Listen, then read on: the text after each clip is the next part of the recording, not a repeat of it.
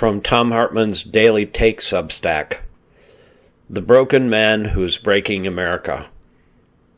Once constrained by grown-ups in the room, Trump now surrounds himself with suck-ups. The result? A perfect storm of immaturity, cruelty, and power. Published June 27th, 2025. The following is a song inspired by this article.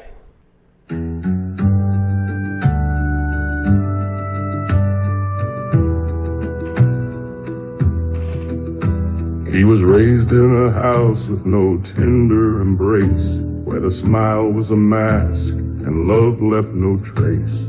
A cold father's shadow, a mother withdrawn, taught him to lie before he could yawn. Now he struts like a king with a gold-plated frown, breaking rules, breaking hearts, tearing all the way down.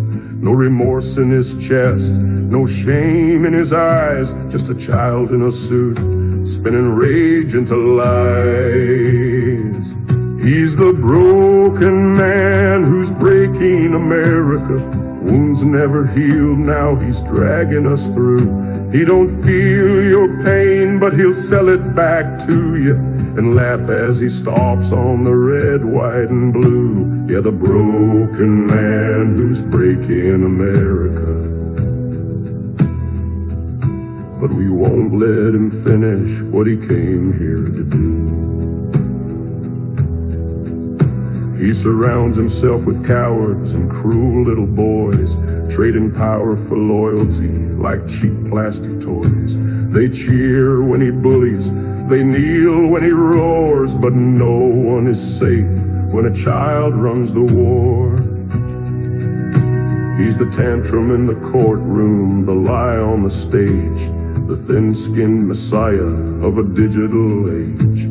But this ain't a game, and this ain't pretend. It's our future at stake if we don't make it end. He's the broken man who's breaking America, a hollowed out soul with the flags in his grip. He don't build, he don't lead, he just burns like a character in a fable where decency starts to slip. Yeah, the broken man who's breaking America. But the people are rising, we're tightening our grip.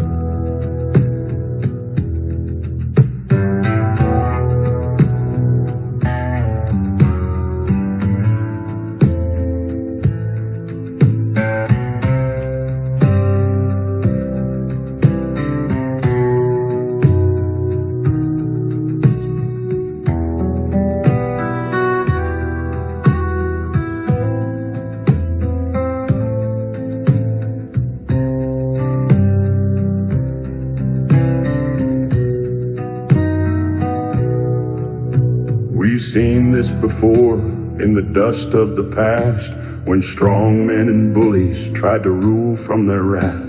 But the people have power, the people can see this man is a mirror of all we must flee. He's the broken man who's breaking America. But we've seen what comes when good folks stand tall. We'll call out the sickness, expose the hysteria, and build something better from the ruins that fall.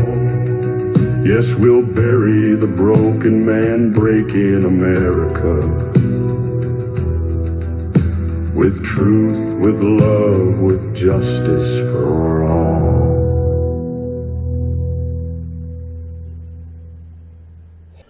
Claiming that Donald Trump is a sociopath has become so common, it's pretty much a cliche these days. That said, most people don't know what sociopathy is, or what they can expect from, or how to identify a sociopath. I did a deep dive into Trump's childhood and history to discover the roots of his behavior and how we can deal with it and repair America from it in my newest book, The Last American President, A Broken Man, A Corrupt Party, and a World on the Brink. What I found was fascinating and provides an easy way for people with no training in psychology to identify not only Trump's problem, but to figure out who else in their lives may incline towards sociopathy. CEOs are particularly notorious. Some suggest it's what makes them ruthless but successful. The easy way to describe sociopathy to a layperson is to explain that if young children were tested for the condition, they'd often test positive for the disorder, which is referred to by professionals and the DSM as, quote, antisocial personality disorder, ASPD. That's because their personalities are still developing and they haven't yet fully developed empathy, impulse control, or a stable sense of morality, traits that are still emerging during childhood and adolescence. This is why clinicians are careful not to diagnose children with sociopathy or ASPD outright. Instead, they might diagnose conduct disorder, especially if the child shows persistent patterns of aggression, deceit, or cruelty. If these behaviors continue into adulthood, and particularly if they begin before age 15, the diagnosis may later shift to ASPD sociopathy. According to the Diagnostic and Statistical Manual of Mental Disorders, DSM, adults with ASPD or sociopathy display a consistent and persistent set of characteristics. Those include a pervasive pattern of disregard for the rights of others, chronic violation of social norms, rules, and laws, deceitfulness, impulsivity, and aggression, and a near complete lack of remorse or empathy. But the simplest way to explain this is to simply note that adult sociopaths usually tend to act like young children. Consider Trump's public behavior. He ignores or apparently doesn't care about the rights of other people or the impact of his actions on others. He'll send non-criminals to a hellhole concentration camp in El Salvador or deport them to South Sudan, even though it may be a death sentence, and is certainly an open door to torture, apparently without a second thought or twinge of conscience. Defies social norms, bragging about sexually assaulting women and how he could murder somebody on Fifth Avenue and get away with it. Ignores or tries to get around laws and court orders with apparent delight. Lies about those actions and decisions that hurt others or even damage our nation. Makes things up on the fly, chronically lying when it's not even remotely necessary. Bullies judges, lawmakers, people who work for him, and anybody he considers disloyal. Almost never, ever admits error or wrongdoing, and is so consistently wrapped up in himself that he doesn't know how to experience what others are feeling. This is the behavior of a child who has not yet been socialized, and in Trump's case, it's rooted deep in his childhood, having been raised by a troubled father and a distant mother. The leaders of Europe's NATO countries appear to have figured this out, as did Putin, Musk, and the Saudis, Emiratis, and Qataris before them. When Trump showed up in the Netherlands last week, they lavished him with praise and positive attention instead of shunning and implicitly or subtly ridiculing him like they did 5 years ago. His response was exactly what they wanted, reconsidering aid to Ukraine and suddenly changing his position to embrace the U.S.'s commitment to the mutual defense provisions embodied in Article 5 of the organization's charter. This doesn't mean that Americans should coddle Trump's tantrums, demands for revenge, and petty grievances. He will always and obsessively be preoccupied with getting his own childish needs met, and at the top of that list is avoiding discomfort and complexity. Like the bully that he is, when he's seriously confronted, at least so far, he'll back down.